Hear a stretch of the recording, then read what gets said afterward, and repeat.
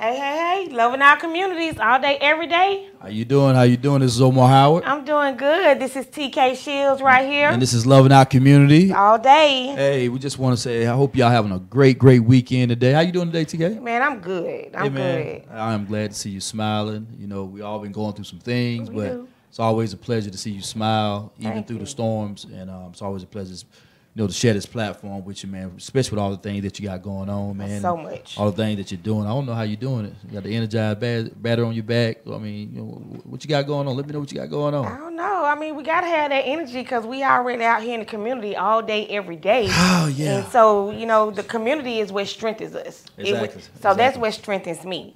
So I can say I'm tired, but I'm right here. I just came back from a book bag drive out at the Dunbar. We gave over 100 book bags, food, just fun, and I'm just right here. I'm loving life. I'm ready to speak with all the special guests that we have here today. Great guests today. I'm looking forward to it. And this is my first day on status. Yeah, it's my first day, man. You like it. Last week, a couple weeks ago, I had my mentees, and we took them to the flag football game, and they had an awesome time. Seeing Michael Vick. Yeah, we saw you live out there. Man, hey, man, Vic. Michael Vick, man, I had to go see him, man. You should have told Vick to come to the show. Hey, you were playing ball for $1 million. For $1 million charity, for a charity. It was for $1 million. I was trying to get out there myself and play a little bit. So what position? I don't know. It's gonna be like fullback, probably. Because about size I am.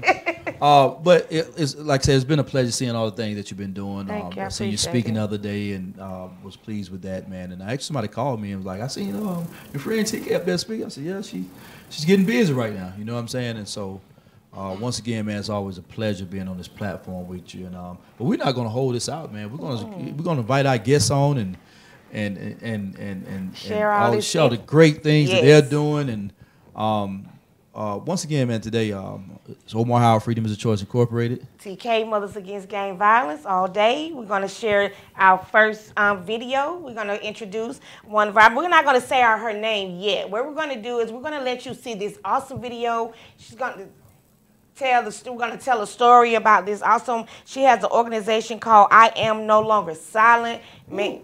I am no longer silent. You think we can be quiet? I don't know. She said no longer be silent. I can't be silent. Yeah, me either. Sometimes I want to be quiet, man, because I feel like I ain't doing enough, man. But to hear someone say no longer be silent, and for me, I'm quick to get on Facebook and say, man, we ain't talking enough. We ain't speaking out enough. We're not standing up enough. Yes. So that's definitely a great, word to really. It's like a sermon. Yes. When you hear sermons, no longer being silent, and in our community, man, there's too much silence going on. And I think something we talk about it too much, way too much, and it doesn't really matter to anybody. Yeah, it doesn't matter to anybody. So, so you introduce our great friend, man. And what I'm going to do first is her, I Am No Longer Silent, Stephanie Walker. We're going to play her video so you can look at it, look at her great story. We're going to have her to come up, share everything, because I know you're going to be awesome. You're going to be enlightened with what she has to say. All right. What was meant to break me made me strong. As she tears open these brand new boxes, Stephanie Walker opens a new chapter in her life. Her hashtag, I Am No Longer Silent, says it all. Last month, a former high-ranking prison officer was sentenced because she found the strength to speak up about him sexually assaulting her while she was behind bars. She said a false accusation led to a felony charge and a 2-year sentence in the Emmanuel Women's Facility in Swainsboro. And after being there about a month or two, that's when things took a turn. There, she said she was forced to work with then corrections officer Edgar Daniel Johnson, who molested and even raped her. I worked in there, so just about every chance to get. The rape happened on 2 occasions. Once free, she said Johnson constantly called, trying to intimidate her. And it got to the point where it said every morning before he would even go inside the facility on his way to work, he would place a call to me. She strategically gathered evidence that led to his arrest. In 2017, Johnson admitted he had non-consensual sex with 3 female inmates more than once. He's accused of preying on many more. He was sentenced to 4 years and 3 months in federal prison in 2018. He must register as a sexual offender once he's released. Now, with her new movement, Stephanie wants to help people who've gone through similar situations. I want to be able to go back to the prison system and take them a little bit beyond prayer. That the no longer, hashtag no longer silence, speaking to letting them know that we have a voice, that you have a voice out here. She wants to remind sexual assault survivors that strength comes when you break your silence. And seeing justice, it gave me a purpose. Seeing justice gave me a purpose. A purpose she plans to spend her life fighting for. In Richmond County, Jasmine Anderson, Fox 54 News Now. What was meant to break me made me. Wow. Sexual assault inside of an institution, inside of a prison, from a high-ranking correction officer. Yeah. Someone that you think should be there to protect and uphold the law and do what he's supposed to do, but he's taken advantage of it because of his authority. Yeah. I'm just interested in hearing this story because I'm pretty sure it's happening more than what we probably hear in the community. So I'm just interested. I want to be here to this. This is amazing to me. Like, I'm blown away. I'm blown away with this. When I looked at the video, first of all, I was very, very honored. And when they said that you wanted to speak, because one thing about it is we're such advocates for having people to come out and tell their story that it was no other reason why we would not say, let her come and tell her story. Well, thank you. And so I want you to give, this is Miss Walker, everybody, right here, Miss Stephanie. What would you like for us to call you, Stephanie or Miss Walker? Stephanie is fine. Miss Stephanie. I want Stephanie to first tell us, I know it's, domestic violence within the judicial system, but just give us a reasoning of why I Am No Longer Silent became the name of your organization. I Am No Longer Silent became the name of my organization. First, it starts from very deep and beyond. We have not just within the judicial system, but in the churches, in the workplace, now in the school systems. It is just so much silence that we are being hushed. The first thing someone tells you is that not to tell anyone. Exactly. And if this is your job, how you're feeding your family, the first thing you do is you go in silence. Mm-hmm. And it's sad because when you have a husband, you have a spouse at home, it is hard to go back home and look that spouse in the face knowing what you're dealing with on your job every day. Wow. But if you lose your job, if you speak and say something, who's going to listen to you? If it's possible, could we back up just a little bit to how this started up, what the reason you was in? Yes, sir. Because, being transparent, man, people maybe just be catching us like, okay, what was she in there for? But give us a little background on how all this came to be, and then we'll get to the sexual assault. But just tell us a little bit about you and what happened. And I'm very open with that. I live in Augusta, Georgia. Okay. And not in the bottom, is you stay in the bottom no. down there? I'm from closer on the south side, Tobacco Road, Windsor Spring Tobacco area. Road, okay. Yes. We just know about the county. We just know about the county camp, Tobacco Road. Yes, I'm a good girl. Okay. It started out from being a helper. Okay. I was a young lady that became a beautiful butterfly. Okay.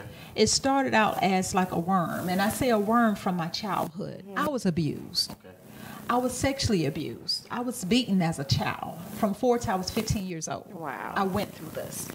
And I went through a trial and error of trying to find myself, but I kept finding myself looking at the walls of hurting all over again. Wow. And it's hard when you don't have nobody to turn to. Especially at 4. Right. And then when 15, when I decided to say that enough is enough, I found myself out there by myself.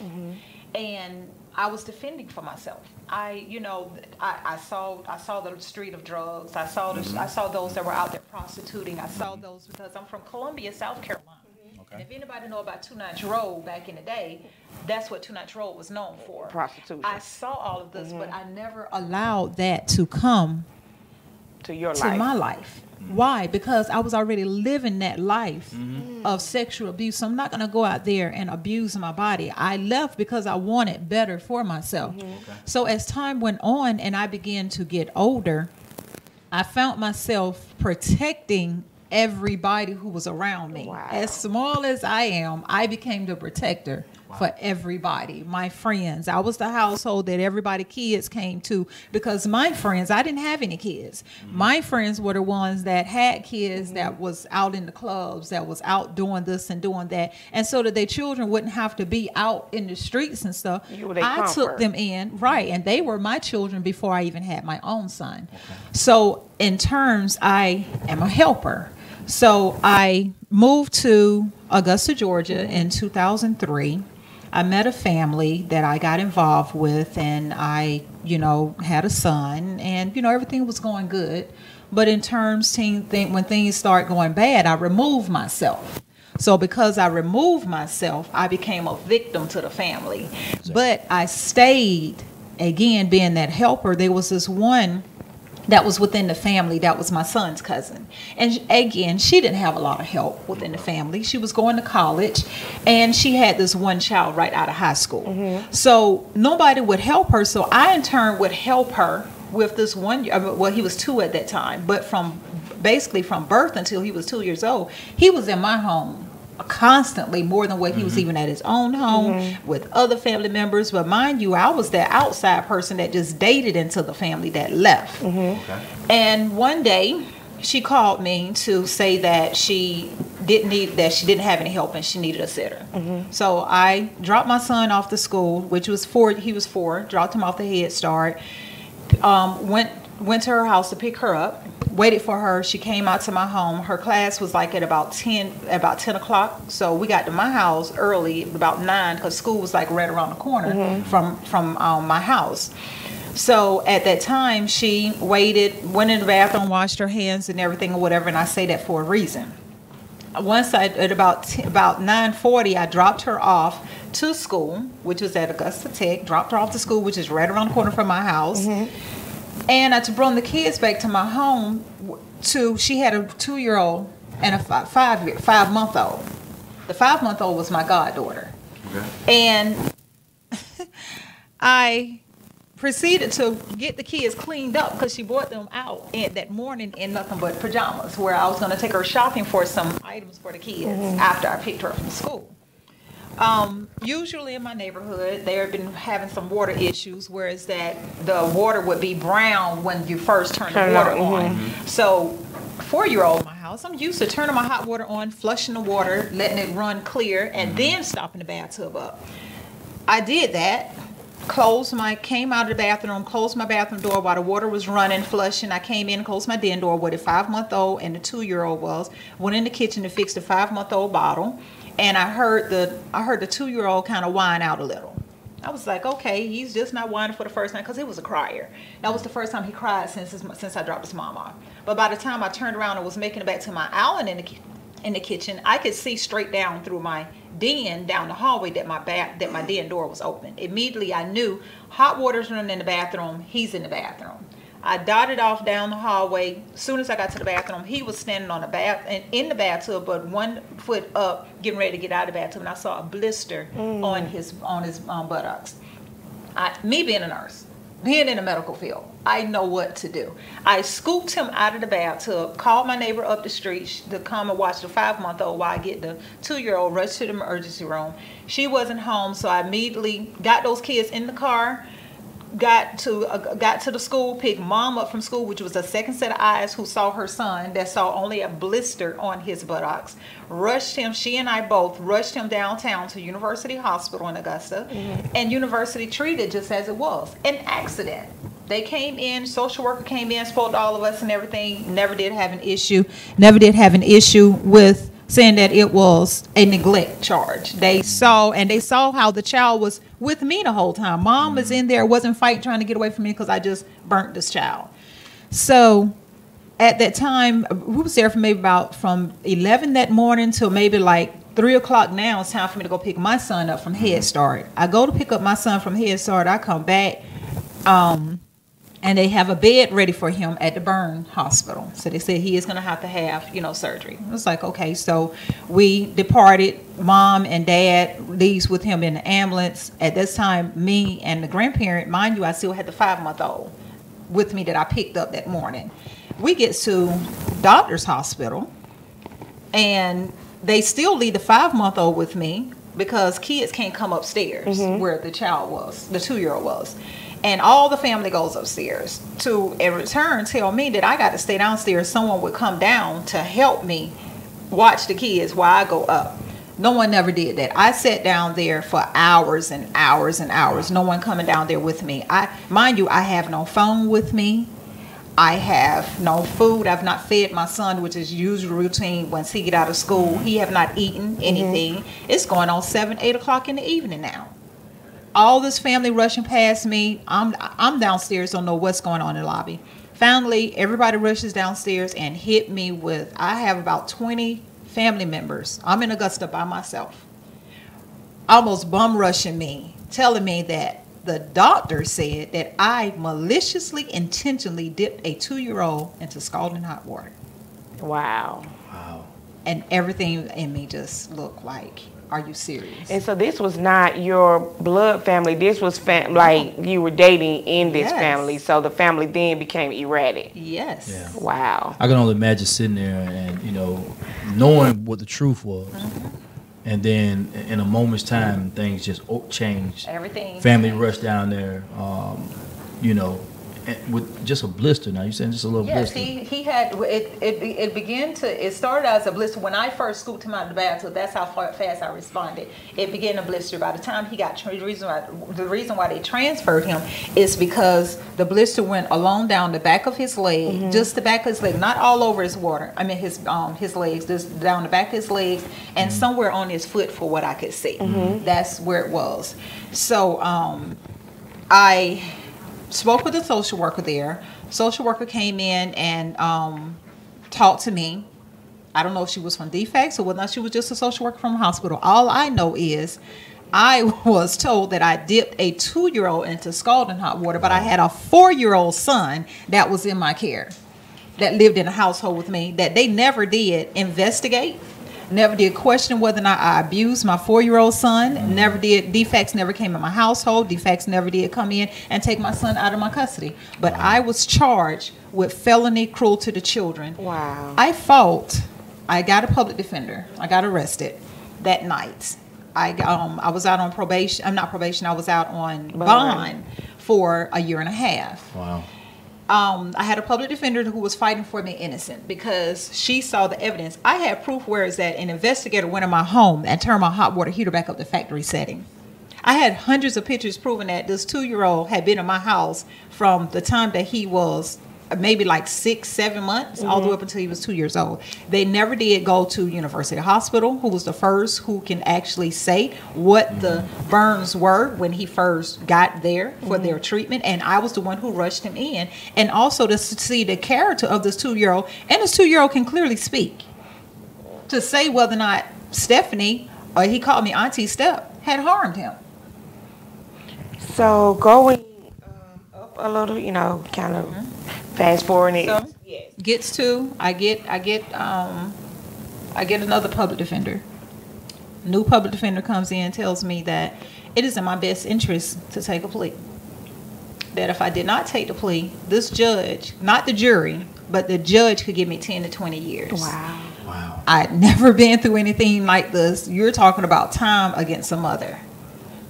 10, 20 years, and my son is 4 years old versus going out on probation, and I could clear my name at home. Yes. Out of fear, I took the plea. Wow. I had my mom, my sisters, I had family there that was crying, pleading with me not to take the plea. The judge even offered me to go out and withdraw the plea. But it's like confusing to me because I have an attorney who's telling me that if I don't take the plea, you could give me more 10 to 20 years. So it's like confusing. And you being ignorant to the justice system and law, out of fear, you took this. Yes, sir. Thinking it was the best result for you. Without clear understanding. Yeah. And you know what's amazing? that I've seen so many of these cases where actual friend of mine when I was young, his little cousin or whatever, water was too hot. He just put the baby in there to get the bathe and not realizing that water was that hot. Same situation.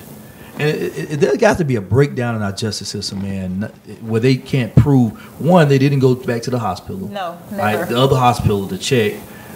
Didn't use the pictures, all the evidence that seemed like you had to, kind of counter, not saying that the baby wasn't bruised, okay, it was a mistake. But And we know that, and then not to cut you off, Omar, to also not speak to the doctors before they were transferred to say they noticed that this was an accident. Yes, sir. Yeah. I mean, yes, ma'am. Because you think about it, if you go back to if the article was to pull up, which was very good for me for my trial, I begged, I cried, I pleaded to go to trial.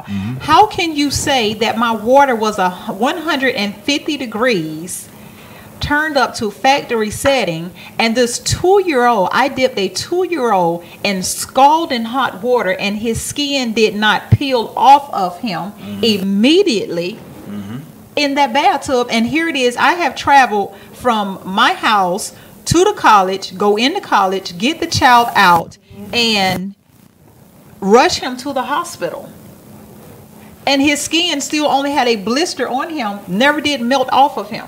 And what was the sentence again? I was charged, I was told, I accepted a plea to 2nd degree child cruelty, but I was charged with 1st degree child cruelty. Malicious, hold on, I have to, because that's what the first attorney told me that was very crucial, the fact that they said maliciously. Like you did it intentionally. Yes, ma'am. So, just before we move on a little bit further, what was your mindset then as seemed like, you're telling the truth.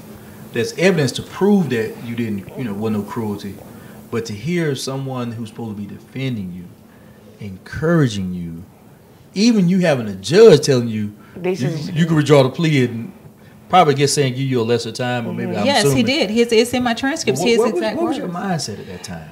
I can honestly tell you, at that time, it was so much fear. I was a mother. Yes. I mean, I am a mother. So that's all I could think about. Had never been to prison, looking at the doors of going into prison. Wow. So all I could see was fear. What was your faith? My faith was gone. I would not lie to Yeah. you. My faith was gone. I cried, I pleaded, I fussed, I cursed, because you was in my house and you saw this happen. Yeah. You knew this happened. Wow. But then it turned. Wow. Because I could not understand. When the judge looked at me, he said, not because of something that you did wrong, not because I believe you did something wrong, but because of what you pled to, I have to give you 2 years at the Georgia Department of Corrections. Wow. I could not understand that. I couldn't breathe. So when you were giving your 2-year sentence, were you able to prepare a safe place for your son prior to? No, I wasn't. I went in with the terms of probation, walking out, going back to my life. I walked that morning, November the 4th. I walked out of my home. I walked away from our home. I walked away from my money. I walked away from my life. Wow. And lost it all within the inkling of waking up that particular morning, going into court, thinking I was going. So do that kind of bring back feelings as if when you were younger and you were like, I was hurt, I had no one to turn to. So not only from 4 to 15, now you are an adult, you are a mother. Yes. So some of that pain from childhood can come back and say, man, like, I'm trying to do everything that's right. I question God. Yes. I question God. And everybody, probably God and everybody else. Everybody that was around me. It was like I felt to have no trust in the justice system. It's like everything that you have seen in television and now is reality to you. Yes. That's a hard pill to swallow. And so it's so funny because you say you didn't have any trust in the judicial system, but you know what? It was both judicial. It was legal and spiritual. Right. Spiritual. Yes. You know what I'm saying? When you don't trust, when you go go through, and I've, sometimes had those feelings myself. Yeah. As an individual, when you're going, it's like you have no one to turn to, no family to turn to, and you're like, okay, Lord, I'm turning to you, but now what? You know what I'm saying? You question why you need to go through this. Yes. And you know I'm truthful about it. You know what I'm saying? Like, yes. So, but I found out my why. So, Okay. So moving forward, now you in prison. Yeah. Let's go from there. I'm there now. I get sent off to what they call orientation or whatever they call it. And the officers there, they was reading my story. Diagnostic, that's what it is. Diagnostic. And the officers that was there, one of them just stood out to me. I guess I just stood out to her. And one night she called me out. And she said, Adams. And I thought I did something wrong. But I stayed to myself. Like, what did I do? So I come out the room. And she asked me, she said, I just got one question to ask. Why are you here? She said, I look at everybody around here. She said, you're not supposed to be here. What facility is it that you're at the time? I was at Alto for diagnostic. Yeah. Yes, the Arendelle. And she told me, she said, you're not supposed to be here. Why are you here? And I broke down and I started crying because I knew I shouldn't have been there. Wow. So when I told her my story, and I told her, I said, go home. When you go home tonight, pull me up. I said, I have no shame. I do not walk around holding my head down because I didn't do anything wrong. Was there a fear that other girls was going to retaliate against you? Because, you hear all the stories. About when honestly, I didn't. Yeah. It's like, that's how I know that, I know now, but I know that I was shielded. Exactly. I know that this is something that I had to go through. It's hard for somebody else on the outside to understand this if you're not that person. But this is something I had to go, because I didn't have no fear from no female. They actually looked up to me. Even in diagnostic, some of the female officers, they looked up to me. So it was more of, there was more of a fear of being away from your child. My child. And your family. Yes. My son. My son was my family. Yeah. And making sure that your son was in a safe place. To make sure that he was being able to eat, that he was going to be nurtured and cared for. He's an only child, and he didn't want for anything. Wow. And then as parents, you know how they always say nobody will take care of your child like you. Yeah. I know this for sure. So you got out of diagnostic. I got out of diagnosis. Well, she told me, the officer that came back, they're not supposed to tell you where you're going.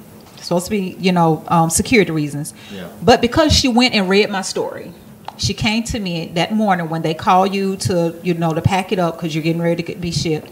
She came to me and she said, she pulled me to the side and she said, I'm not supposed to tell you where you're going, but I'm letting you know, because everybody's now has been talking about Alto, these people that got life sentences, and it was someone there at that time who was told that she break her bones every time she go up for the chair or whatever it is. So that's scary, Yeah. So then there was Pulaski, and everybody was talking about the stories of how they do stuff, and I was like, that's when the fear started coming in. It's like, okay, that morning, where are you going? But for some reason, she called me out. She said, Adams, she said, I'm not supposed to tell you where you're going for security reasons, but I'm letting you know, and don't tell nobody that I told you. But you're going to Emmanuel's Women's Facility. She said, it is new. She said, it is a very minimum security, and you're going to be all right. Wow.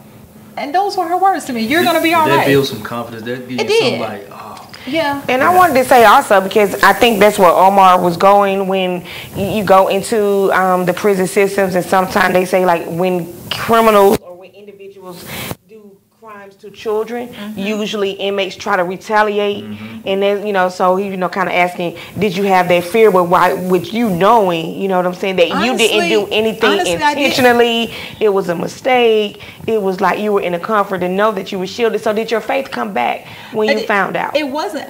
Honestly, my faith did not come back, but obviously he knew that I got you. I got you. You're my child.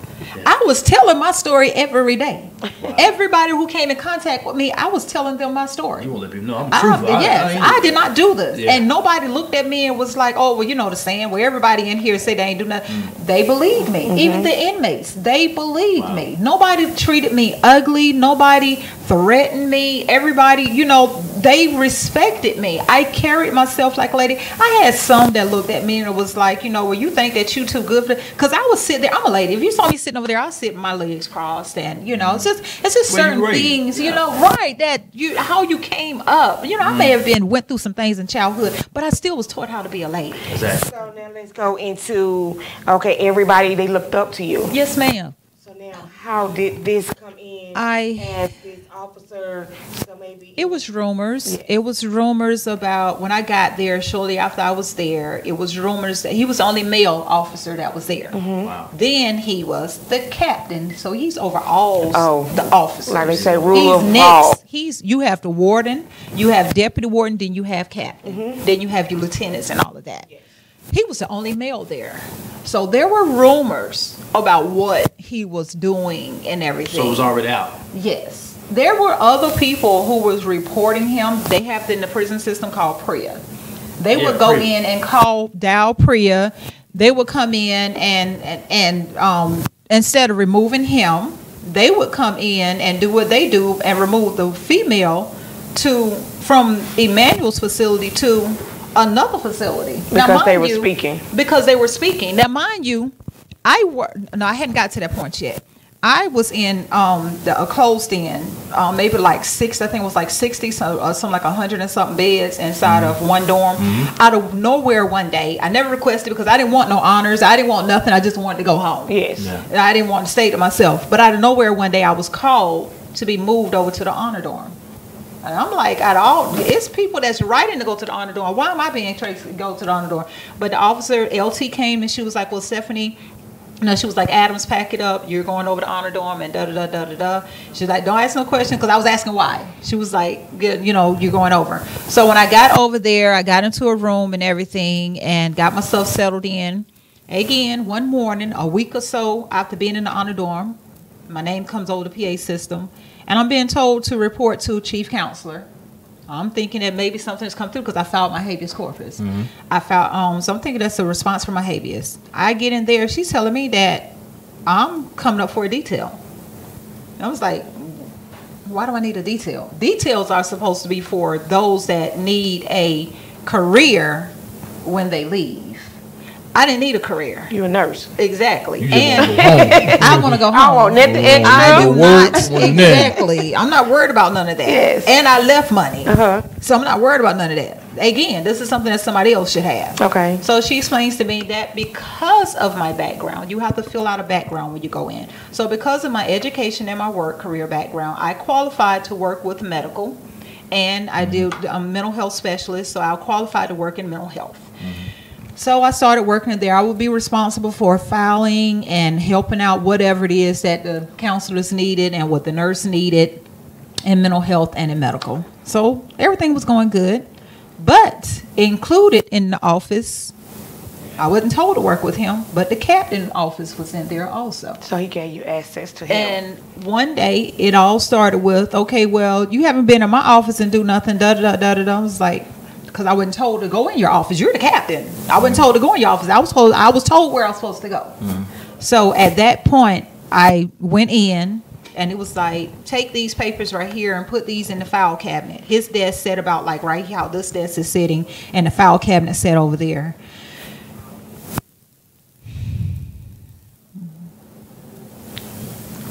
That's when, the very first time, he came up behind me as I was putting the paperwork inside of the file cabinet. And he walked up behind me. And because of the way the uniforms are made, no belt, just elastic, he walked up behind me and proceeded to put his hands down into the front of my pants. Wow. I grabbed his hands and I asked him to stop. And why was he doing it?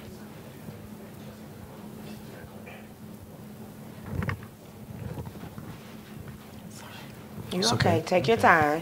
And for those who are just chiming in, this is Stephanie Walker, who has a organization called I Am No Longer Silent, who went to prison on, I want to say falsely accused. You know what I'm saying? Falsely accused for helping out somebody, basically. helping somebody. Having a good heart. mistakenly a child, got charged with cruelty to, children, ended up going to prison. And so what she's talking about now is the fact that correction officer, Exactly. someone that you're supposed to have trust in, and someone who's supposed to be over security, and one of the head people of security, approached you. Yes. While he asking you to perform a detail. And violated. Yes. That was on the first time. That was way past violation. Violation. And put his hand down your pants. Yes, he did. And I asked him to stop. I grabbed his wrist and I asked him to stop. He proceeded to do what he was doing, and I asked him why was he doing it, and he just told me how pretty I was and how attracted he was to me, and eventually he stopped and went around and sat down to his desk. Now, mind you, because of where you are, you cannot just go back to your dorm and get cleaned up. So I had to sit there. In his office? No, but in my work area, on my detail. In disgust. Until the first bell rung for lunch, before I could go back to the dorm. And no one would possibly be there after count, so I could possibly get a shower. So that correctional officer, the one that, talked to you and kind of encouraged you when you first got there, did you feel comfortable enough where you can go to her? Well, no, ma'am. That was at a different facility. Okay. That was before I got Before shipped. you even, okay. Yes, ma'am. So did you, at the moment after this happened, you're sitting in this common area. Did you feel like telling, or was you scared to say something? Fear of saying anything, because majority of the officers there was his family. Then yes, ma'am, that's fine. Also, the officers that was there that wasn't his family, he gave them such a hard time. Wow. And they had families to go home to.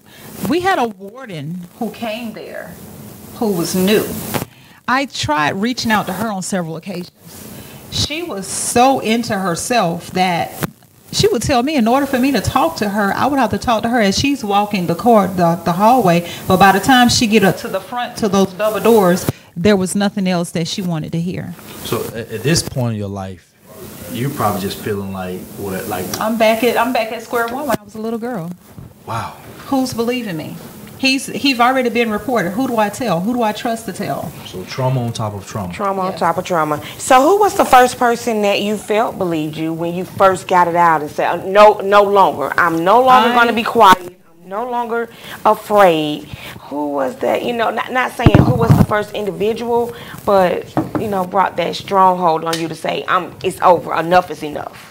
Actually, I had been released because the molestation happened on several occasions, but he actually raped me twice while there. In his office. In his office. Would you have to scream or? Even if you screamed, it was just total fear. I'm telling you, I was just in total lockdown. By this time, I was in total darkness. Just like how you shut down. Yes, I was just in complete darkness. Even I guess the question I'm asking, even though it was raping, was he like violently aggressive? Like was he threatening you? Like be quiet. You better not tell nobody. Get some more time. No more than the fact that you would.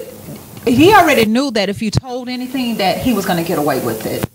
Only thing was happening was everybody was being shipped.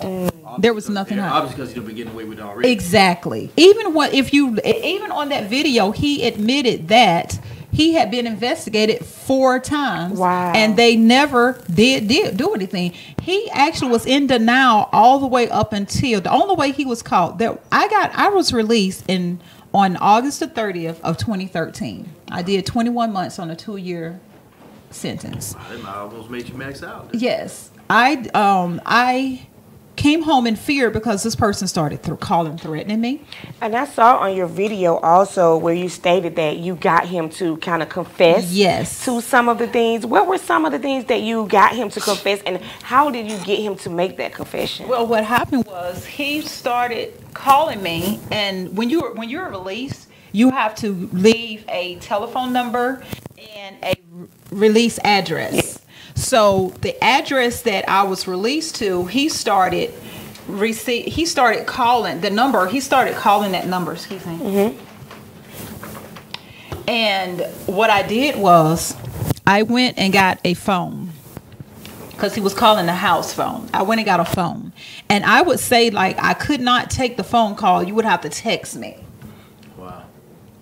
And he fell for that. And he fell for it. Wow. So he went from every morning, when I first came home, he was calling on the house phone. Every morning before he went into work, he would call to see, I guess, checking what my state of mind was. He would tell me that, you know, he knew people in the Augusta, Georgia area, that if I talked to anybody, he had one inmate that was constantly calling me and was basically trying, I knew she was trying to befriend me to probably see if I said anything, but I knew because that was somebody that was real close to him also. Not only did he rape you, but now he's threatening you and he's trying to blackmail you. I guess all in the same.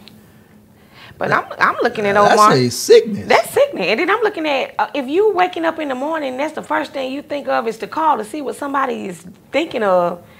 Just imagine how many ladies that he's calling before he make it to work. Even, you know, I'm assuming, like, say, you know, he got locked up for more than one rape. He did. There were several women. But how many other people he just funneled? Right. On several occasions. Maybe even officers that probably haven't even stepped in. Exactly. You know what I'm saying? Because of his rank, because of the power that he had. So, just moving ahead, you get out of prison. His situation comes up. You know, I see him on the news, and I was at work. I saw him on the news where he had been arrested because I was in total silence. My mate at that time wasn't married, but my mate at that time, he couldn't understand I was different. And I never knew until after I came out and confessed about everything. He was under the impression that maybe something had happened to me with a female there. Yeah, that's typical. You wouldn't have thought of being no officer. You may be thinking, you know, the rumors of, you know, inmate. Yes, he thought but it possible. How did that, I mean, you know, because he's not sitting right here. I mean, he's sitting out there. Yeah. But how did he, like, I mean, was he hurt, like, because he couldn't protect you, or where was that at? It was real deep. I mean, it was something that was real hard that he had to deal with as well, because even right now today, I'm not the same. You know, I'm different. Come on.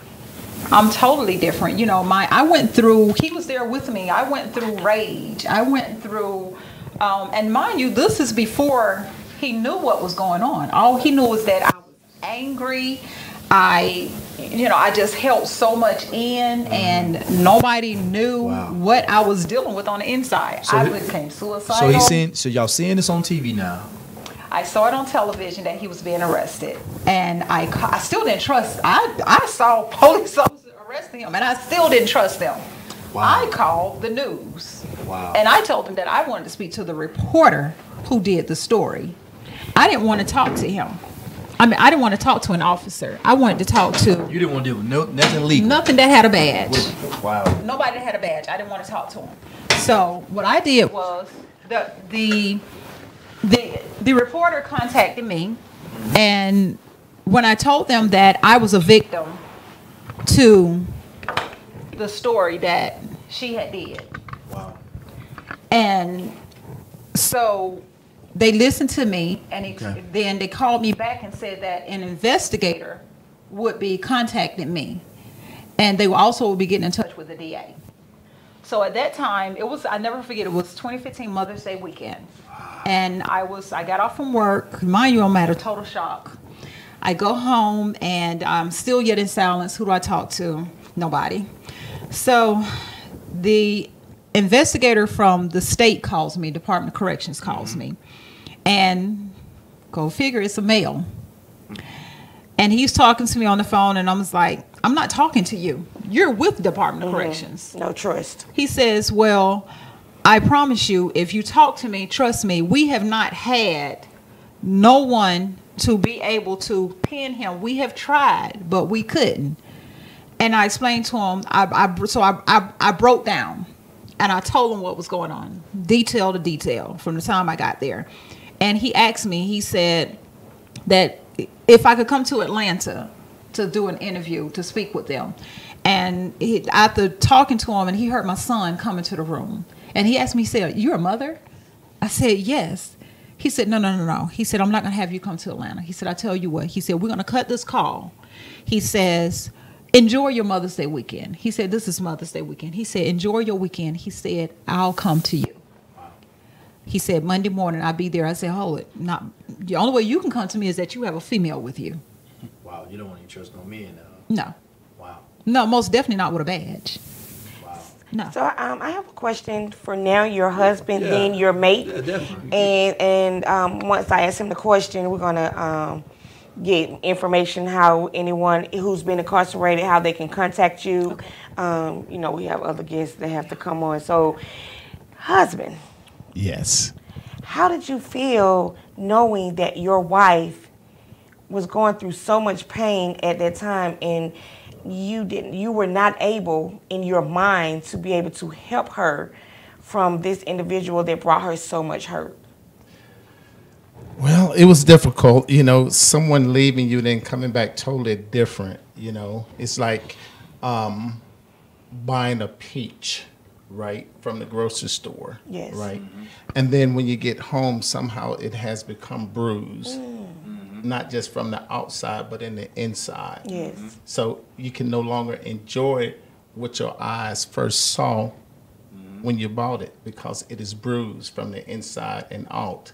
So you have to work around it to find out or look at it to see what happened. Yes. You know. What did you notice was different? Did she not speak? Was she like, you know, kind of off to herself, like don't touch me? What? Very quiet and distant. You know, she wasn't the same with our son. You know, she was the type of person. Okay, let's go to the park. Let's go do this. Let's go do that. You know, but when she came home, she was afraid to leave. You know, didn't enjoy the pleasure that we used to have before she left. So when you notice that, you know, something is wrong as a man, and I think one day I said something to her that wasn't right, and she slapped me so hard, what the? Say it. You know, you remember that, right? Yeah. She slapped me, right? You know, but at the time, I didn't know what was going on, right? Until I think the FBI, Miss Nancy told her to talk to me and explain to me what was going on. So, you know, being a man and your woman is different, you thinking all type of stuff, you know. You know, question myself, question whether or not, she didn't find someone else. I'm not good enough for her. Right. Yeah. That's actually what he thought. And that was some of what, you know, being a man, that's some of the things that he thought also that, you know, possibly another guy was involved and everything. Because mind you, when I came home, I also didn't even contact him for like 3 whole weeks when I came home because I didn't know how he would look at me. Wow. I didn't know how he would receive me. This is somebody at that time I'd known for over 10 years. Wow. So we've been together now for 12. Been married for 2 now, you know. Awesome. And to move forward concerning I am no longer silent. And this go for both of y'all, only, you know, based on when you started and how you supported that, knowing all the things that had happened. Let us know how you started so, you know, our listeners and viewers can know, because we have a lot of females who's been incarcerated. Exactly. Yes. Whether it's in the county jail, whether it's in boot camp, that's probably been through the exact same thing. And not just even that. You know, we better remember that you had a situation even before you ever went to jail. Yes, and that's and I'm pretty sure this don't just talk about prison. It's no longer the life in circle, general. Just a whole complete circle. wait a minute, before she answered that, it is not just for females because she wanted to be for the males too, because, you know, as males, you know, things happen to them and they walk around, they carry it for a lifetime until something happens. So her hashtag no longer silent is for both gender. Okay. Yes, and it doesn't matter what community, whether it's transgender, whether that, because it happens. It happens. And what the vision came to me, and I held on to it until after court. Once I saw him in court being sentenced, I came home and I finally released this vision to my husband. And I explained to him that I am no longer silent. And I want to be able to speak out. Awesome. I want to be able to reach those who have been walking and sleeping in silence for so long, letting them know that you no longer have to be silent. Let's do this, TK. You got some viewers out there. I want you to look into that camera. You got viewers out there. And this is so important, so critical, what you're talking about. is some mother or some daughter, some niece, some nephew that's going through this. What message do you have for them right now? The first thing I want to say is to starting with a child. For any mother that is out there, for any father that is out there, auntie, uncle, whoever, pay attention to your children. When you've been around that child for so long and you see a pattern, whether it's bedwetting, whether or not a child is beginning to be angry, most definitely being angry at you, talk to your child. Find out what's going on. Sometimes the child might not open up to you. You have insurance. If you have Medicaid, WellCare, whatever it is, you qualify for counseling. Get your child counseling, and trust me, they will open up. You'd be surprised of what a child will open up to someone else that they feel trusted. To anyone that is out there as an adult, it's hard for you to believe that you don't have somebody out there to listen to you.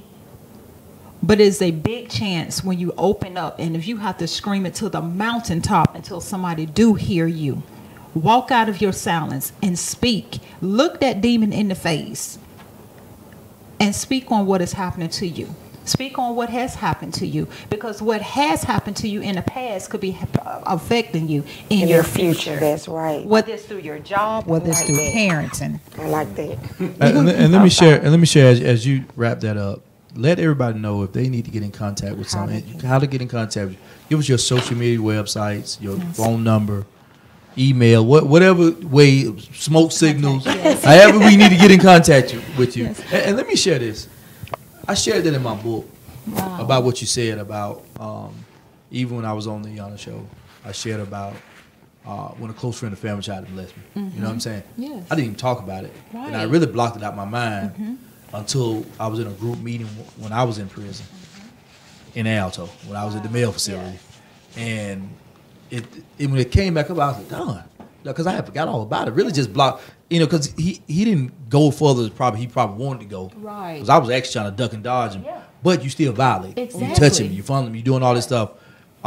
So I was silent for the longest, and that's the reason why I was so transparent in my own book about it, because I wanted young people, and even in speaking, I spoke at a church and I talked about that, and I never forget a young lady walked up to me and she said, "Is it ever too late to tell the truth?" Never too late. And what she said to me was something had happened to her. Now she's feeling like, it's time to tell. Yeah, and so what, and I challenged the adults. Yes. This kid needs help. Right. You know what I'm saying? So you're exactly right. Then we can't be silent about. And too many Black African American families have hid this secret. Yes, it's So long. like it's So it's like long. It's taboo. It's It like is. it's taboo It is. in our family, and it's deep and it's sad, but it's deeply rooted in our community, and it's our people who are doing it to us. Yes.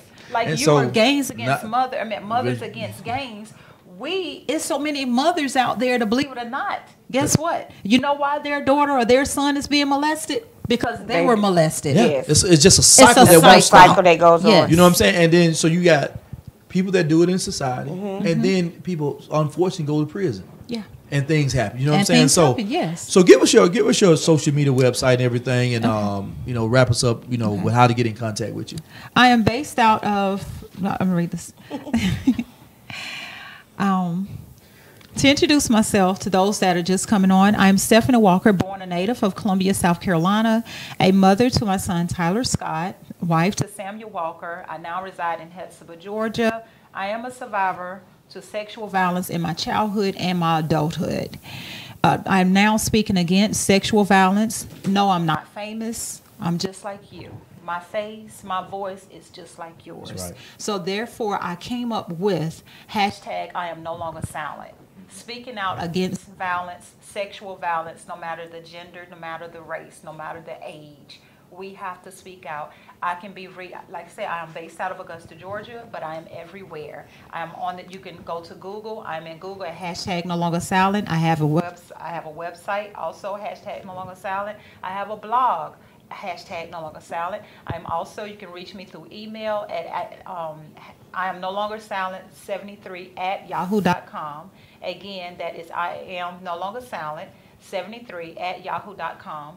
I also can be reached at 750-7007 at any given time. Anyone that wants to reach out and talk to me, that have any questions, that just want to open up to me for the very first time, I am Stephanie Walker, and I'm open ears to listen to you. Also, Stephanie is promoting her products. She wants those people out there to get the word around that she do have T-shirts that say hashtag I'm no longer silent. So once you Google hashtag I'm no longer silent, she has a blog. You'll be able to reach her during that time period. And another thing, she didn't mention that the person that molested her was a pastor in Emmanuel County. He had 2 churches, and the DA said they tried him once before and they couldn't. They was afraid to do it again because he would get off. So that's when the FBI got involved. Wow. Wow. So you have such an awesome story. Yes. I'm so glad that you decided to come to Loving Our Communities Candy Promotion Status Network to share your story. If there's anyone out there that's afraid to speak up, no longer be silent. Hashtag it. Yeah. I am no longer silent. And And someone will hear you. go to the police station. Go to the police station. Go to We a have family things member. that Rape crisis. Rape Call crisis. Rape Yes. crisis. You'd be surprised. Friends. You even pick up the phone and call the NAACP. It's somebody there that will listen to you as well. Somebody They will listen. connect Yes. you with who you need to be connected to. You don't have to live in silence. That's right. Yes. No more. So we thank you for coming in. out, We yes. actually, it's Loving Our Communities. If you think this topic was deep, then you gotta wait until you hear the next topic that we have. XCONS of Atlanta.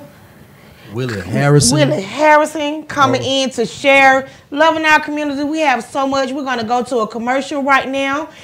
We want to thank you, Stephanie and Mr. Samuel, for coming in and just showing the love. And you're welcome to Status Network anytime. Thank you. All right. You're welcome. Thank you. Let the church say amen. Amen. Let the church say amen. And sometimes people don't want to hear the truth. But homosexuality is a sin. And since some of these men want to be girls, God ought to put it all on them. What's wrong with you, son? Well, every time I come to church, you and First Lady Virginia want to preach about gay folks this and homosexuality that. Well, we all know you in it for the money. You have changed so much, Virginia, since we got this church, this money. Yes, I've changed. I mean, do you really think God wants us to get up there every Sunday and preach the word for free? Yes. Then, honey, I just had some sauce in the oven, honey. What the hell is wrong with you? I was cooking chicken for you. I was cooking dinner. I'm divorcing her. I'll kill you in that damn thing if I let that. Pastor, can you marry Tasha and I? When did y'all even start dating? And I thought Natasha had a boyfriend. I tell you, Pastor, he's crazy. Crazy, crazy, crazy.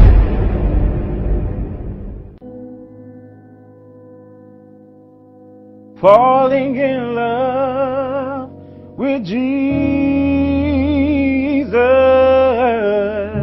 I thought Christian record labels didn't give second chance. Well, they do. And God in heaven knows how much I've been praying for this. Do not tell your wife. Brother Malcolm, you know she would do anything and everything in her power to keep you right here.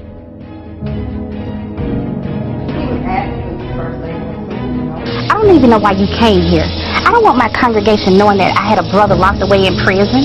Just remember, what goes around comes around. I don't need nobody. I don't even need Jesus.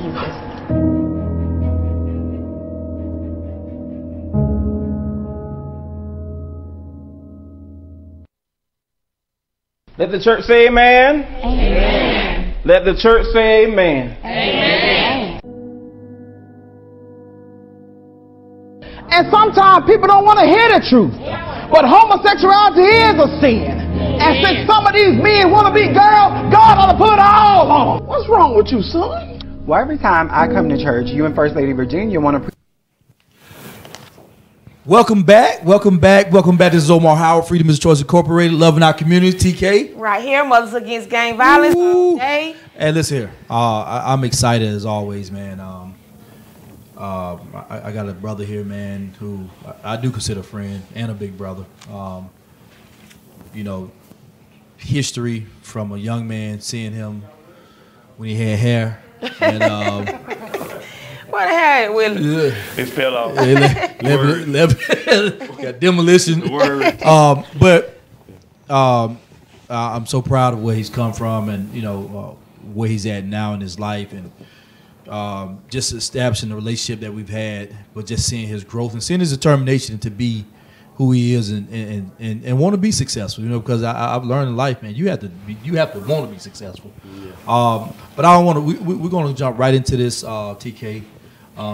This is Willie Harrison. Like I said, great friend, man. He got his own story to tell, but Willie, tell us a little bit about you, man.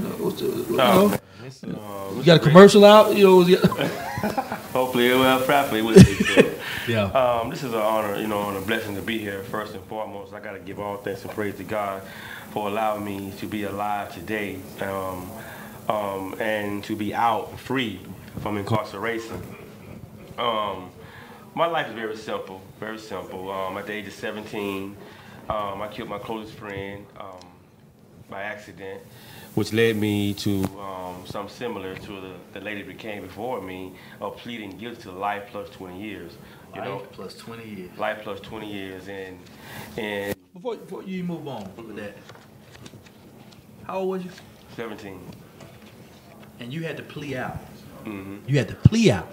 Yeah, plea out. And it seems like it's becoming common with a lot of people that we're hearing is they have to plea without understanding. I mean, taking time without understanding exactly what that time that they're taking. Well, we also had to look at even with the young lady, even probably with you. We didn't have money for attorney. You know what I'm saying? You didn't have money for attorney to fight, even though, I'm not knowing how the situation, really occurred. But as a young man, what was your mindset at the end, man? My mindset at the time was just, let me back up a little bit too, because I came from a broken home. And it's kind of sad and it's kind of redundant to be all repeating this as black people. We all have come from broken families. Mm-hmm. And you can hear that a lot in a lot of black people households, relationships, and when people always come forth. And it's sad to say, but it's happens. Reality. Yeah, it's reality, and it happens. And you grew up where? And I grew up really from a good home, but then I ran away to go live in East Lake Meadow Housing Project, mm-hmm. which my life really turned around, for the worse. And I thought that it was going to be for the better because I lived with my father at the time. But before I went there, I lived with my mother, mm-hmm. and who didn't want me to go live with my father. But things happened. One thing led to another where I came from a broken home, and things went bad to worse, and East Lake Meadows. Exactly. For y'all young people that don't really know what the real East Lake Meadow was, it's deep. It was deep. They used to call it Little Vietnam. Mm-hmm. Because at a very young age, when I was 14, mm-hmm. I got on crack cocaine. Wow. At 14 years old. 14 years old, I was on crack cocaine. Now, how did that come by, Willie? I mean, being 14? Just hanging around in the streets with guys, dropping out of school at the 8th grade, going East Atlanta High School. And one day I see another guy smoking a joint, and I didn't know what it was. It smelled different. And long story short, I asked him, let me hit it, and this thing, I couldn't get off of it. Whatever it was. It was laced. It was laced. Mm-hmm. It was worse than crack. Mm-hmm. Wow. Crack and weed together, laced, is a lot more worse than one drug. And that's what our youth have to understand today is, we teach them, I know they say marijuana is an epidemic and the synthetic marijuana is an epidemic, but you don't know what you're smoking when you're going out here, so you have to be careful what you're taking at 13. That's on the news yesterday, where young kids are hiding marijuana in bacon bags. Like when your parent come home, it's like it look like it's some bacon in the refrigerator, but they got an ounce of weed in there, and so they starting to disguise it where parents don't know it. Exactly. And so that's where we don't understand. Our youth, we understand it as adults, but youth don't understand it. Look at him, 14 years old. He smoked with someone just being curious. Mm-hmm. But you ran from home at 14. You ran away at 14. Mm-hmm. Not even knowing that you were going to be hooked. Exactly. You just knew that it smelled good. Yeah, it smelled good. And it just was something you wanted to try. Exactly. And it just went spiral. And growing up, I was always curious, you know. And once I did that, you know, one thing led to another. I started smoking that, then I started robbing, you know. Then I started stealing from my grandmother, and you know, because I wanted to get the high going, into the high to the point where the high led me to where it led me to robbing. You know, it led me to, you know, to breaking in homes and so forth. Addiction. Exactly. And then one thing also, as years went on, I went to when I stole from my grandmother. She sent me to Morganfield, Kentucky Job Corps, where she felt like that probably would have changed my life, and which got me off drugs. You know, got me off drugs, and I started going to Morganfield, Kentucky Job Corps, where I learned auto body, and then I got into boxing, and then I got to fight in there. It's like something just wasn't right. With, you know, it's like I was missing something in my life, and I didn't really know what it was at the time, but I knew something was missing. You know, and I think that. Was you angry, man? And one of them was angry. And well, now that I can reflect back, I knew that the anger came from my parents separating. You know, and I think that goes in a lot of our communities, the black communities, in our youth, when the parents are not together like they need to be. Family separating, and you know, just knowing a little bit of your history. Then your mother had strong religious, you know, beliefs. Beliefs, but she had a traditional way she did things, and so she was impressing it on her kids. That made you angry. And rebellious, you think? Then getting in the streets, just put the icing on top of everything. So now you at a point, you know, you and your friend, all this stuff is just pouring out your anger, bitterness. But before we go to that part, when you said that the anger came from your parents separating, now as an adult, do you feel that parents, when they know that they're getting ready to separate, we need to be more open and prepare and communicate with the youth? Because sometimes divorces or separation come so fast where youth, you know, we don't understand what's actually going on, where sometimes parents can sit down and, you know, say, you know, where it's going to be some changes. Do you think that we need to communicate that more now? Because it is a lot of separation in the home. Exactly. I think so. I really think so, because that's not done. You know what I'm saying? I think that the parents and the families should actually sit down and talk with their children and express to them what is going on and why we are about to separate and do what we have to do for the better, not for only us, but for the children as well. Because, you know, you can reflect, I mean, think back on a lot of TV shows, and I hate to say this, but a lot of white TV shows, they do that. You know, they actually have shown where they sit down and, you know, express with their children. Well, would it have mattered, though? Because it was still the separation. Would it have mattered? Because obviously you wanted your mom and dad to be together. Yeah. Yeah. So would it have mattered if they would have sat down?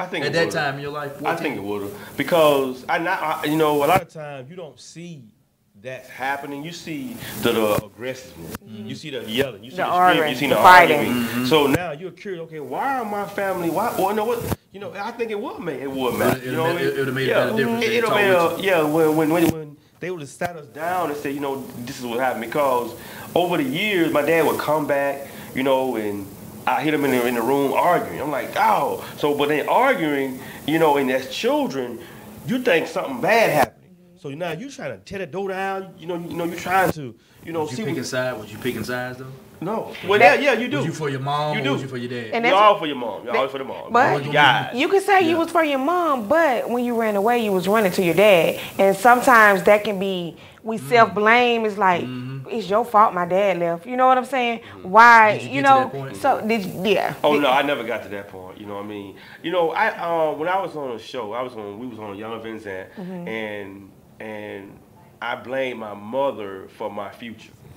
You know, because I wanted to play football, you know. And like you said, my mother had a strong religious background, and she was, you know, just that strong, and she wanted us to be the way that she felt that was best in her religion, in her way of life.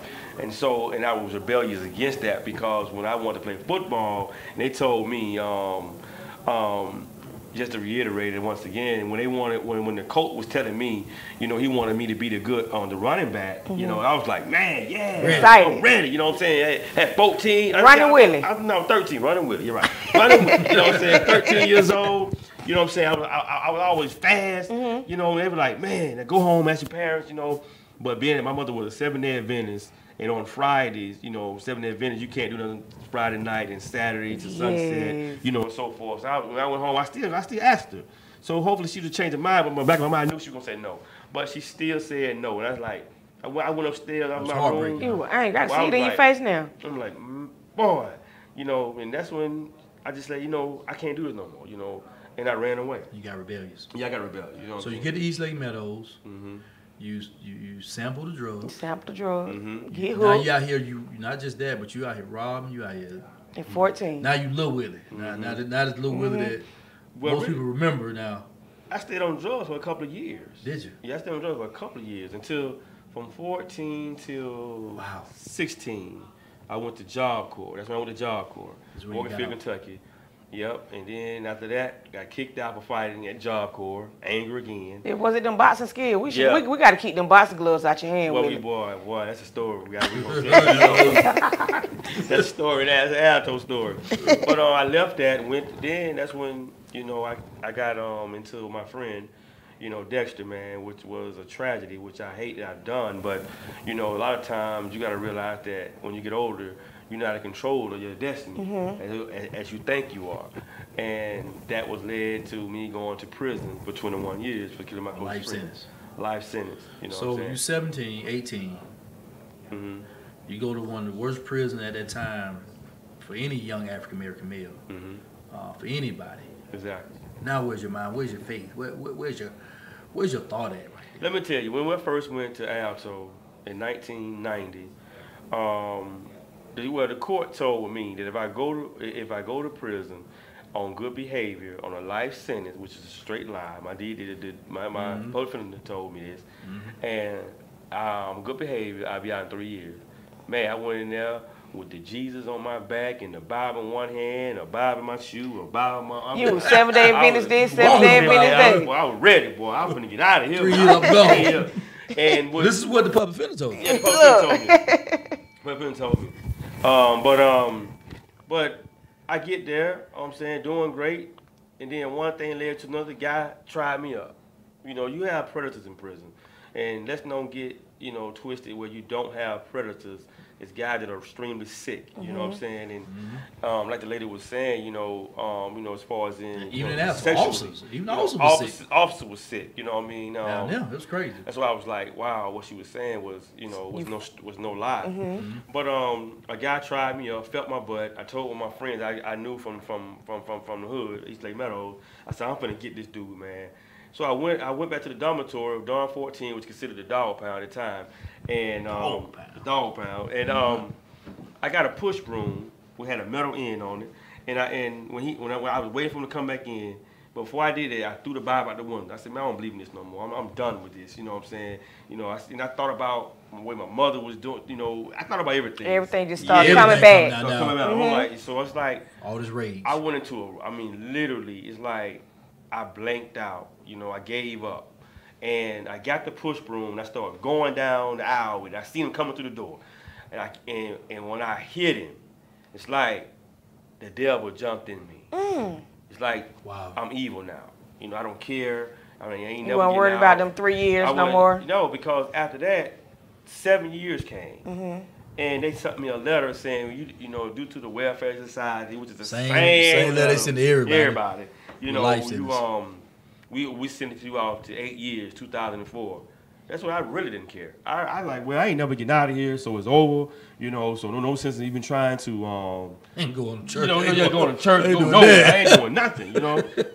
But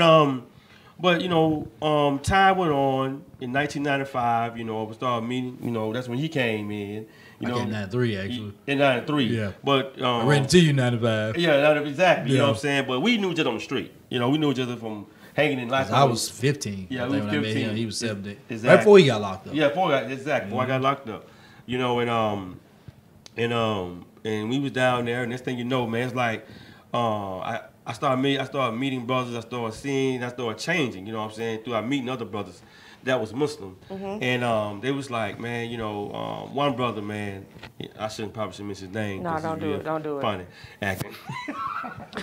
You know what I'm talking about. But he used to always come to me and talk to me about a lot of stuff, man. Until one day I said, man, let me tell you something, man. I don't want nobody no more about that religious stuff, man. You know what I'm saying? Never getting out. And he was like, man, just pray to God.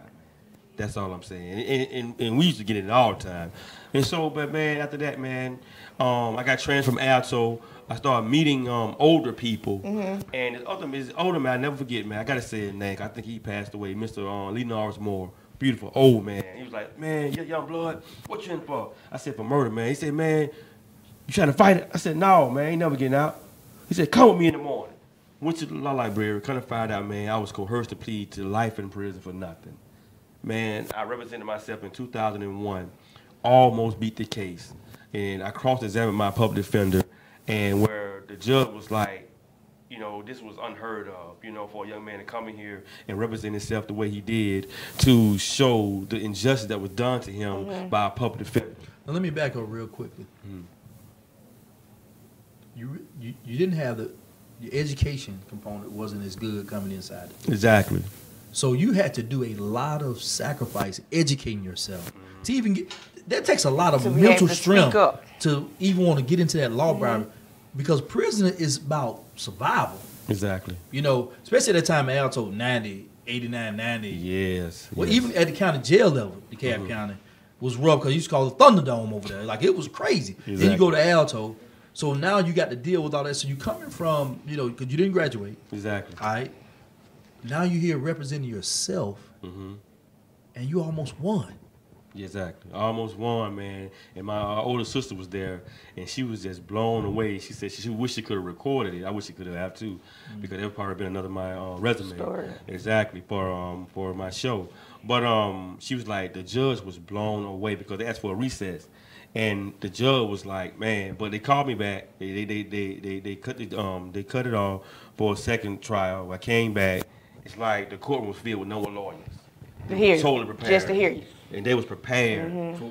Yeah, because they wasn't prepared. Because everybody that come in for habeas corpus, they automatically deny them off the rip. Well, you know, because you weren't prepared. But I was actually prepared because another white man who was in prison used to sit me down. And he taught you. And he educated me. We was like, and I used to be frustrated with him, man, but he didn't care. We used to go in this little room, man. We used to pretend and practice like we in the courtroom. Sometimes you just have to listen and learn. And that's what I did. And he really, really helped me, man. I wish I can reach out to him. Hope he watching, you know, but I wanted to say something to you, Willie, that we spoke when I first met you. You're an awesome individual, so I'm glad to be able to meet you and talk to you. Thank you very much. You stated that when it was time for you to get out, you couldn't believe it. Oh yeah, I was getting at that. I was in Central State Prison. It was my 20th year being incarcerated, 21st year being incarcerated for this life sentence, and I have just get set off in 2004. Once again, when I came. Call me. Yep, the same year. Blow. Yep. When 2004 came, my sister came from Germany, bought an attorney. Remember I told her bought an attorney, and the attorney used my letter that I've been sending in to the parole board for years, took my name and stuff off and put his title on there as if he wrote it. And within 2 weeks, wow, them folks set me off 8 more years to 2013. But I was so mad, man. I went in the back and brother, man, I wanted to tear the dorm up, man, because you know I started plotting on how I'm escape. Because I wasn't going to sit there like a lot of them, the guy who've been there 40, 50, and 30 years. And just accept and I told him, you know what I'm saying? I said, man, I can't do it. I can't accept this. You know, I'll never forget that because, you know, I seen his phases where he was strong in his faith, and then he'll call me back again, talk, and then he was just like depressed. And I'll never forget the last time he had called right before he got out. He said, man, bro, I'm back smoking a cigarette, man. I ain't going Islam, so I ain't doing nothing no more, bro. I'm done. And I was just like, you know, I mean, what can you say for me here? I'm out now. So how can you encourage him? You know, because it's hard to talk about the positive stuff because at the time he didn't want to hear that really. Yes. He like, man, I want to be out there too. Yeah. But you did. But I didn't know, you know what I'm saying? But it was rough. Yeah, he did encourage me, man. But And I gotta commend you, boy. You did. You always, because I always talk to you about a lot of my business too. But anyway, they told me one day I was working out, get on the yard. They called me back, said, "Hey, Miss Harris, where you at?" I said, "Yeah, what's up?" He said, "Man, pack up, you going home?" I said, "Man, get the hell out of my face." Officer Toilet. That's his name. I'll never forget it, man. He gave me a number. He didn't make a mistake. I still keep in touch with him. He said, "Man, for real?" I said, "No, you ain't." He said, "Yes, I am." I said, "No, you ain't." I said, "I'm gonna get in the shower. I'll holler at you. You hold down." Went in the shower. Lock it down. I hear everybody talking about, lock it down, lock it down. You know what I'm saying? Everybody go to your bed, go to your bed. It came down there. I was in the shower. 13 came in there. Get the shower. You know what I'm saying? I'm saying, man, let me finish. Man, get the shower. I said, I ain't going to the hole. I ain't going to the bucket freedom. I ain't did nothing. Like everybody. I ain't did nothing. You in that bucket freedom. So they got me outside. I got the shower, dried off, came to the door, put my clothes on. They put handcuffs on me. I went. He said, "Come on up here." They had to take me up.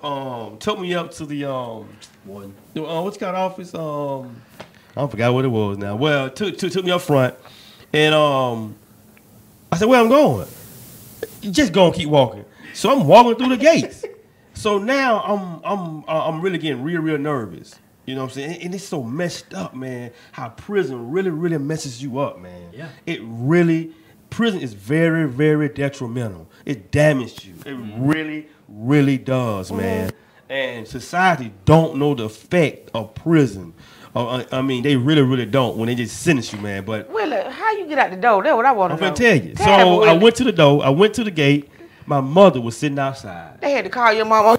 My mother and my son was already outside. You know what I'm saying? Wow. And when they brought my stuff up. They packed my stuff. They brought it up, and I got it, man. I just fell. You know, just fell down. You know, cried, man. And my mama said, "Just get on in the car, son. It's over."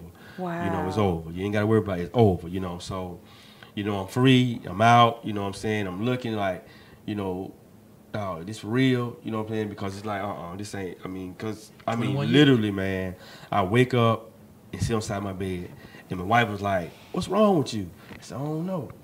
You know what I mean? Like, still locked, yeah, man. In your mind, you say. So, moving forward, fast forward, you know, because we're going to bring you back on. Okay. But I want to talk about this new project, new movement that you got moving, man. The Willie movement. And you've been talking about it for a couple of years now. Yeah, I have, man. You know what I'm saying? And stayed on it even when nobody else wanted to believe it. Exactly. Tell us about what you got coming up. I said about 2014, me and my wife was riding, going to Alabama. And so I'm like, man, you know, it's so hard for people to come out of prison. I done had, right now, made 35 jobs in 8 years. Literally. Yeah, 35 jobs in 8 years.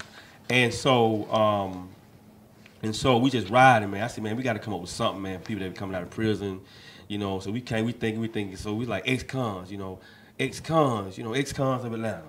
She said, yes, you know, that sounds good. I said, XCONS of Atlanta.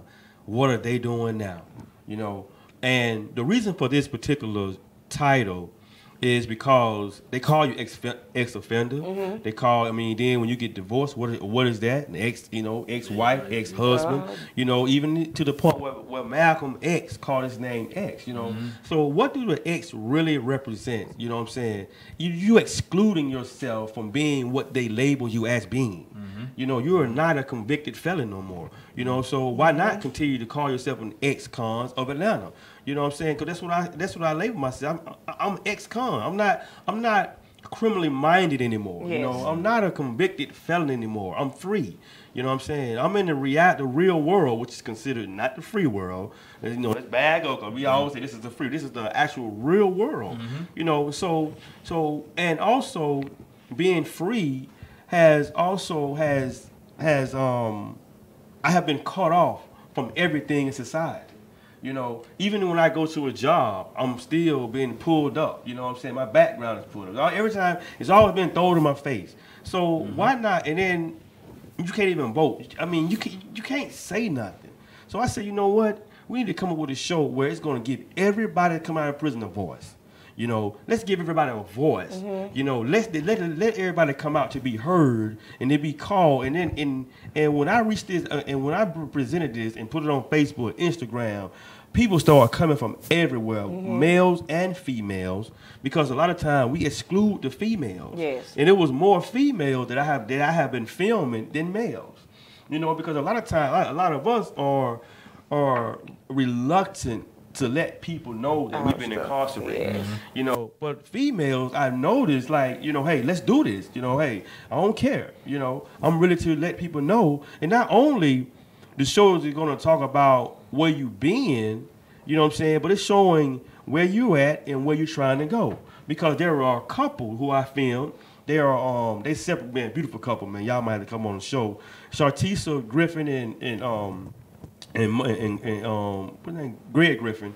These two have separated when they was young. One went to prison for 10 years. She went to prison for 15 years at Alto Plastic. Now they back together. Got their own business, got children. I mean, it's like, and they was the ones came on the show what really was making the XCONS of Atlanta show, and they love being called XCONS, you know. And a lot of people are against the name because I have been getting a lot of feedback. And right now I have a few people that are one man from LA. He presented it. They love it. So I'm just waiting on now to hear back from these people that I have been presenting this to, and we put it together, and we got a team of people. I have an assistant named DeBray McDaniel, who actually really, man, who is my who's an ex-con, and have an organization called God's Deliverers, and he pushed me more than I really pushed myself. So I wanted to stop you right there, Willie. You also said that you do a newsletter every month. Tell me about your XCON newsletter. The XCON newsletter is about keeping people aware, up on today's activities in society. Because a lot of times we are getting these newspapers in prison, which is false, which is just a bunch of news. You know, so what we're putting together every month is putting people up on become entrepreneurs in the right way. You know what I'm saying? What's going on today is trading and stocks and, you know, stocks and bonds. I'm trying to keep up on that. Also, I'm touching on your health, especially males. You know what I'm saying? The food messed me up in prison. I almost died several times. These are witness in prison. My esophagus, I had surgery on it because of the food. So, you know, we got to get out here, and now we got to readjust ourselves and learning how to eat.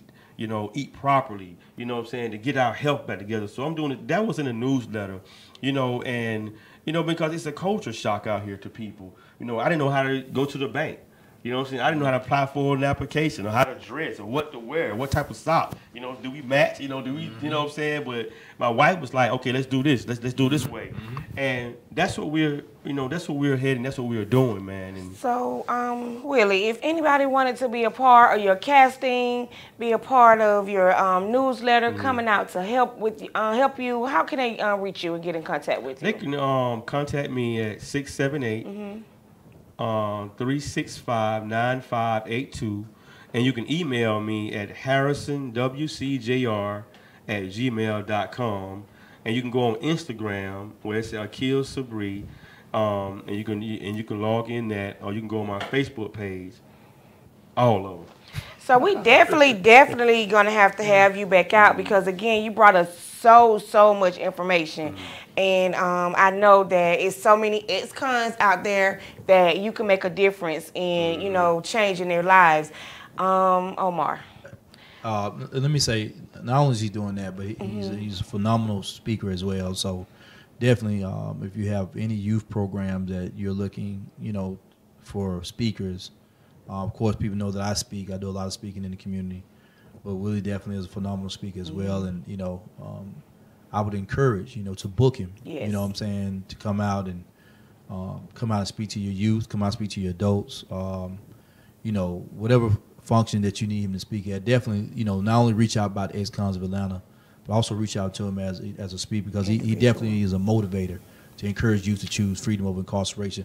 But as we get ready to close out, Willie, and we're going to have you back on. We definitely want to have your beautiful wife back on. Oh, yeah. They have a phenomenal book that's out.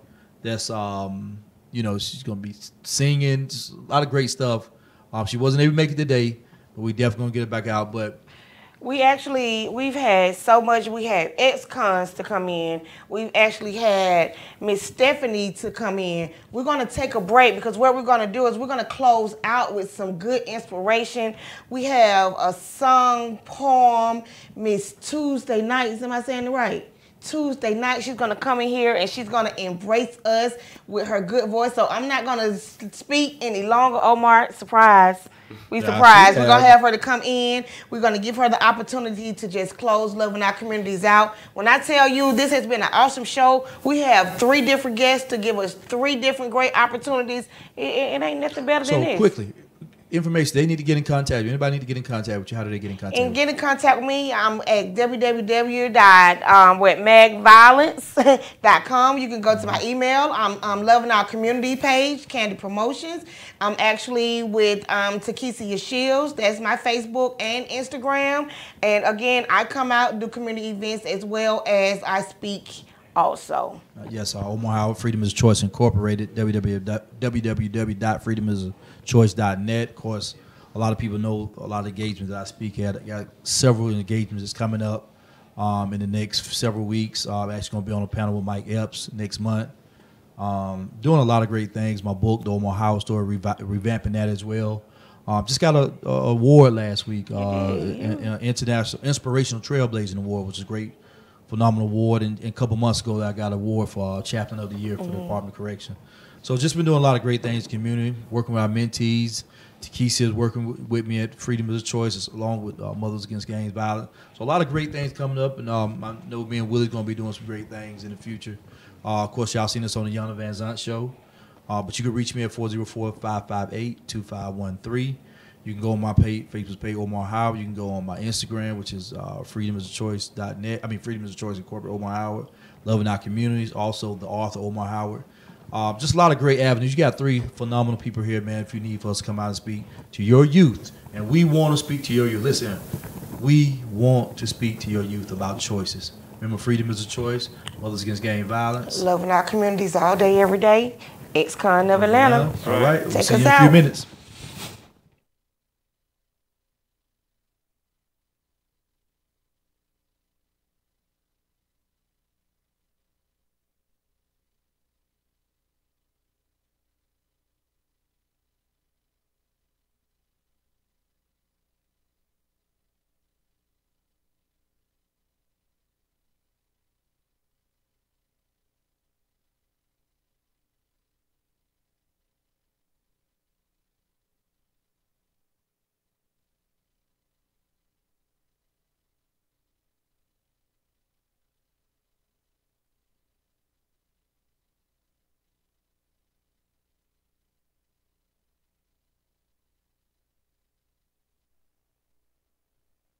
Go back on. We're just gonna come back. Yeah, it's gonna come on. Okay. All right, welcome back, Loving Our Community. As we get ready to close out, we have this phenomenal young lady on here who's going to just tell us some great things about her show.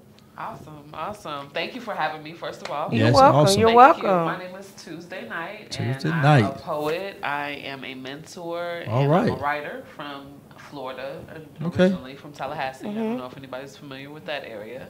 Okay. All right. So what I'm here for this weekend is tomorrow there's a show at a venue called Artlanta. Are Okay. you guys familiar with Not the at all. area? Not at all. Okay, Where was it great. located? I don't have the exact address, but I should. I don't have my phone on me. That's my bad. Okay, no But problem. it's somewhere I'm pretty sure Google will help us find. Definitely can't find it. And it's for an event called I Love You Sunday. And the event itself is a monthly event that they hold in Brooklyn, New York normally. However, the originator of the event has relocated here to Atlanta. Awesome. And she herself is a poet. Okay. And she creates this event. It's a free platform for artists to come out to perform and to really Wow. just share their gifts. And Okay. people from all backgrounds, of all talents, are able to come and just be themselves. And then what do you do?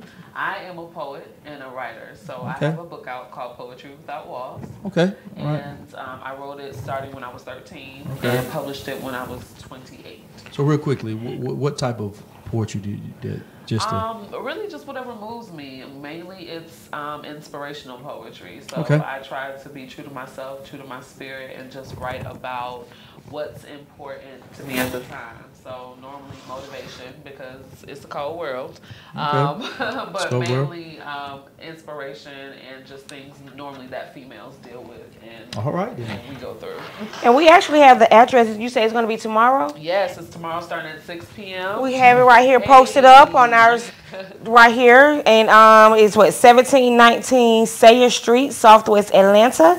It's the Atlanta Gallery, Atlanta, Georgia, 30310 right here. 6 p.m. to 2 a.m. Yes. Yeah. Wow. It's a extensive show. Woo, that's a lot of over at least 20 performers. Wow. And shout out to, like I said, the founder. Her name is Fun. That is her name. At I Love You Fun on Instagram. She is a beautiful creative soul. Just 6 p.m. to all 2 a.m. kinds of effervescent and just. I'm happy to be a part of anything that Black women are doing that's positive. Well, we really appreciate you coming on Tuesday. Yeah. Tuesday night. Tuesday night. All That's right. All right. Now, don't forget the K. Now, we really appreciate you coming on, and hopefully, look, go out and support the sister. Exactly. Support her, and not just support her, support all the artists that's doing something. You know, and I love to see us as African American do something positive. That's right. Because we have so many other young brothers and sisters who are out here doing all type of weird stuff, you know. I did weird stuff, you know. Willie, you did weird stuff. All of us don't did weird stuff. But to see people doing something positive, we have to support our own community. That's right. Let's definitely support. All right, you're welcome, and thank you, Tuesday, for coming in and sharing it. Loving our community. This is Omar Howard. This is TK Shields. And we'll see you in 2 weeks. Yes.